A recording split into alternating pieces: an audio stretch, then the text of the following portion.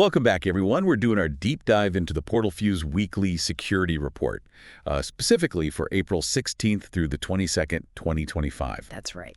And if you're one of our regular listeners, probably an experienced Intune admin, you know the drill. We're cutting through the noise to focus purely on the Windows and Microsoft Edge updates you really need to act on. Yep, we've sifted through the MSRC posts, so you don't have to. The goal here is simple. Quick, actionable intelligence.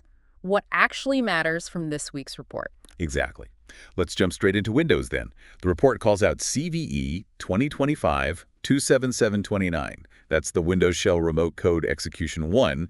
But interestingly, the update listed for this period was marked information only. Right, information only. So what that usually means is there wasn't a new patch released in this April 16, 2022 window for this specific CVE. Okay. It's more like a reminder or maybe a clarification about the vulnerability itself and the fix that already exists. So what's the underlying issue with 27729 again? It's a use after free vulnerability in the Windows shell. Basically, it's a memory corruption flaw.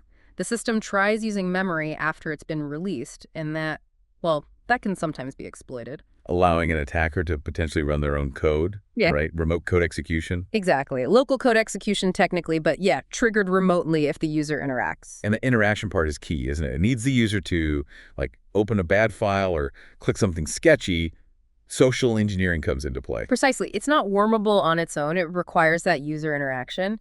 But, even with that requirement, the CVSS score is 7.8. Still pretty high. Significant risk. Definitely. So even though this week's flag is just informational, it's a really strong prompt for you admins to double check. You need to confirm that the original patch is actually deployed everywhere. Because that user interaction vector means it's a persistent threat if you've missed patching some machines. Absolutely.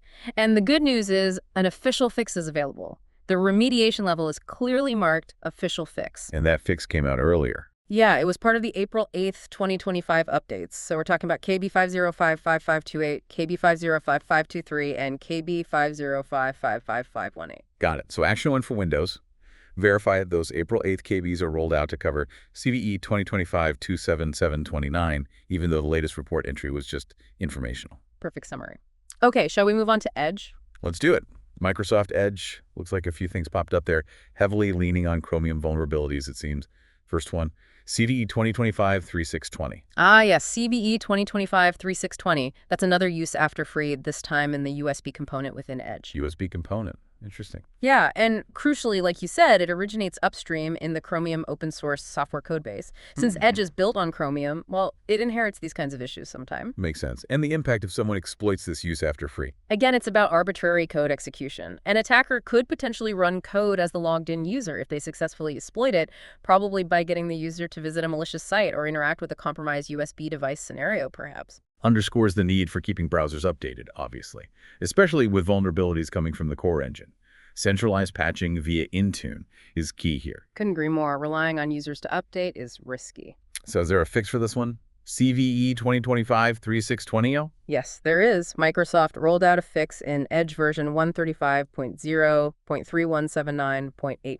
Okay, 135.3179.85. That's the target version for that one. Good. Now, the report also mentioned CVE 2025-361 time. What's the story there? 361, another one inherited from Chromium OSS. This time, it's a heap buffer overflow, specifically within the codecs component. Codecs. So maybe related to processing media files. That's usually the vector for codec vulnerabilities, yeah. A heap buffer overflow happens when basically the program tries to stuff too much data into a specific memory area, the heap buffer. It overflows, potentially overwriting other important data, or worse, allowing code execution. And the impact is similar to the last one. Arbitrary code execution. Correct. Same potential outcome. Running code in the context of the current user if they process some kind of malicious media content through the browser. All right. And is there a fix for this one too? CVE 2025-361 time. Yes, and conveniently, it's included in the same Edge update. Oh, nice. Yeah, Microsoft Edge version 135.0.3179.85 addresses both CVE 2025-3620 and CVE 2025-3619. Okay, that simplifies things. One update, 2 CVEs down, get Edge to version 0.85. Exactly. Makes the patching priority straightforward for Edge this cycle. Now, there was one more Edge item, CVE 2025-25000. This also had an information-only update note, similar to the Windows one we discussed. That's right. The main point of the update note for CVE 2025-25000 this week was actually just to correct a typo. They updated the build number listed in the security updates table for the existing fix. Ah, okay. So documentation correction, not a new vulnerability or patch. What was the underlying vulnerability for 25,000? I recall it being mentioned before. It's a remote code execution risk, but this one stems from type confusion. It's another complex memory-related bug class, typically exploited again by tricking a user into visiting a specially crafted website. So no new action needed this week for 25,000, other than noting the correction. But we still need to ensure the original fix is applied. Correct. The informational update is just housekeeping on the documentation side. And what is the correct build number that contains the fix for CVE 2025-25000? The builds you need to be on, or higher, is Microsoft Edge version 135.0.3179.54.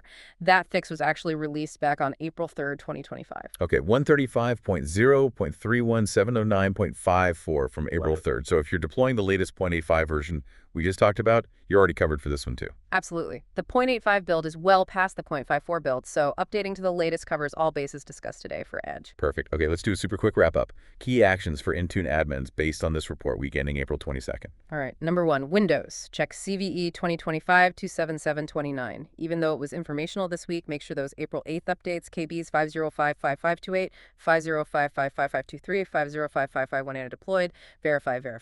Number 2, Microsoft Edge. This is the big one for this period. Update immediately to version 135.0.3179.85.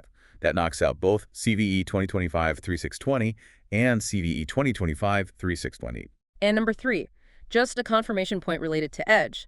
Ensure your fleet is at least on build 135.0.3179.54, which covers the older CVE 2025-25000. Updating to 0.85 handles this automatically, but it's good to know the baseline. Excellent. So verify Windows KBs, update Edge to 0.85. Pretty clear actions this week. Yep. It really highlights how these updates, even the informational ones, require constant attention and validation in your environment. You can't just assume patches land everywhere. Absolutely. The landscape keeps shifting, and staying proactive with patching and verification is just non-negotiable in managing Microsoft environments securely today. Thanks for walking through this with us. My pleasure. Until next time.